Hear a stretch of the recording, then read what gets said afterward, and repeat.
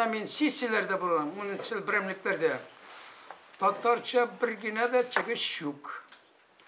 Татарча бер генә дә буйрык или постановление әзерләнмәгән. Даже татарча гимнда уйналмый. Сүзләре белән. Үзегез татарча бик матур сөйләшәсез. Парламентта татарча сөйлисезме?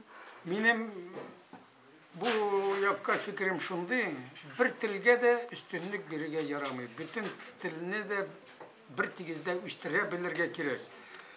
Әмма дә ләкин безнең республикабызда где-то 50% по-моему, или татарлар, 46-47 микән хатırım яшмаса руслар, вот ике теллек турында закон бар, законны эшләтергә механизм җитеп бетми. Парламенттан татарча чыгыш ясасагыз, нинди үрнәк булыр иде яшь буынга?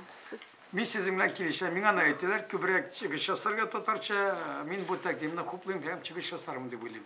Разил Вәлиев бер генә кеше, анда Туфанова бик яхшы чыгыш ясады, һәр вакыт миңа әйтеп килә иде. Мин уйлыйм инде мин монда сезнең тәкъдимне, халык тәкъдимне күз алдында торам, күбрәк чыгышымны хәтта 30-40% татарча алып барам дип ышанып калам.